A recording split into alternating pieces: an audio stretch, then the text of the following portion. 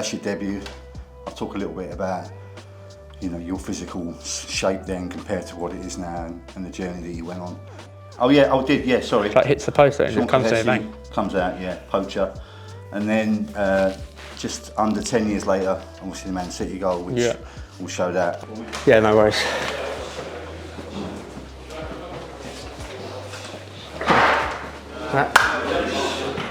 Everybody, thank you very much in here.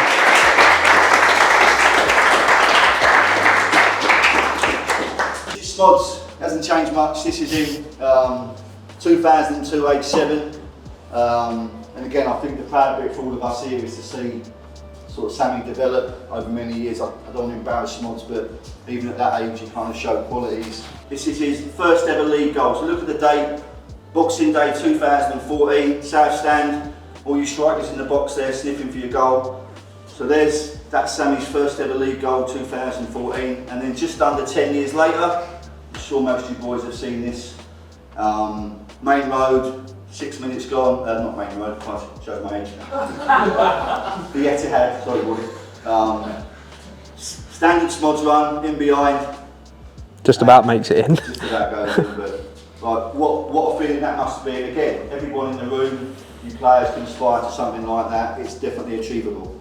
And I just want to tell, I was just telling Smods about this, he obviously didn't remember it. It's 2018, we played Morecambe at home. And after the game, we drew 0-0. I think Sean was at this game. It was a dire match. Smods was as normal after the game, beating himself up. It was a bad game. And then he texted me on Saturday night about coming in on the Sunday to do a bit more. And just that little, and that's not me being cliche or making it up, he done that. His attitude was like unbelievable. Just like that mentality. Wasn't happy with Monday, wanted to come in on a Sunday and do a bit more finishing, do a bit more work on his game. So for all you young lads, maximise every day, because just over 6 years later, you've got Szmodics and Ronaldo, one of the best, well, if not the best player in the world. And that's where hard work, all the cliches can come out there, but that journey in that 6-year period from Morecambe at the stadium to Ronaldo playing for your country. For me, it was a dream come true. I didn't even think, at your lad's age now, I didn't even think about the Premier League. I didn't think about Ireland. I didn't think about anything. All I wanted to do was play at Colchester United. And you know, I said it to Gregors in there in an interview. I said when I left Colchester, it's probably one of the hardest decisions of my life because I love the football club. You know, all my family love it. We lived there. I grew up here. Went to school here. Joined at 7 through till 22, I think I left. And I remember getting to Bristol and just crying because I was like, it's not Colchester United. You know, you're going into a new group of lads. I must have had over 500-600 teammates. I've been at Colchester for so long, and you know, I'm at a new club, a new town.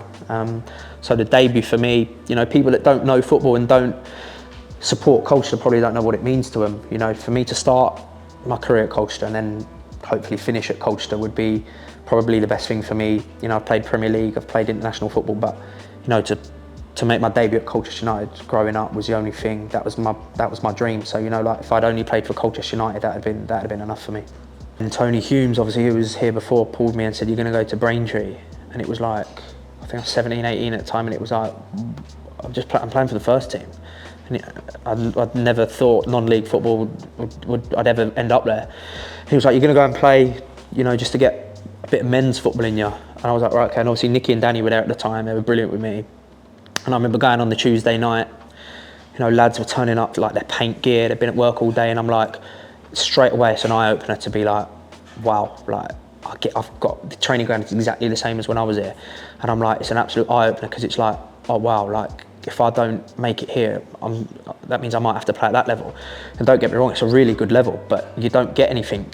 You don't get everything given to you there. Like you're training Tuesday, Thursday nights. You know, we went to Halifax, which is 4, 5, 6 hours away. We done it on the coach in the morning for the Saturday game, and I was like, "Oh, we're not going up the night before."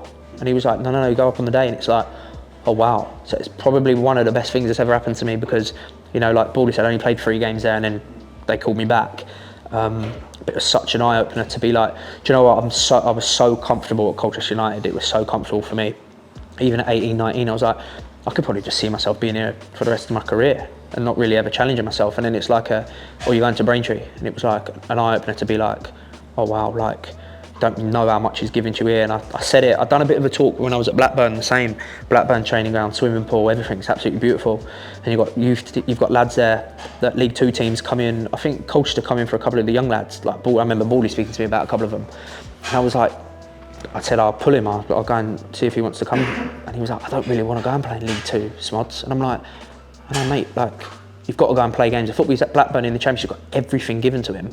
He thinks League Two is like a step down, you know, like I've come from League Two and gone that way. So you sort of take it as, not an insult, but you take it like, mate, League Two is a very good standard. You've got to be a very good football player to play in League Two.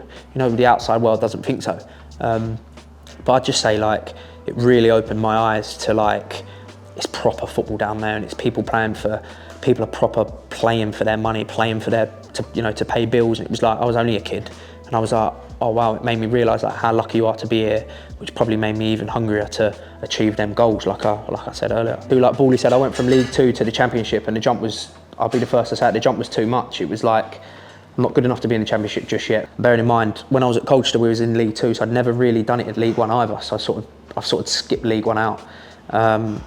Luckily got a move then from Peterborough to Blackburn, and in my first year at Blackburn, really struggled being away from home.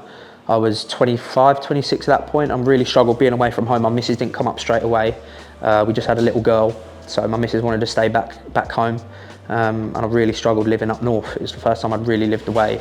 Spoke to a lot of people, and then it was last season, I was like, right, this is my season now where I'm like, if I don't succeed now in the Championship, you probably won't get another opportunity, because this is your third stint in the Championship.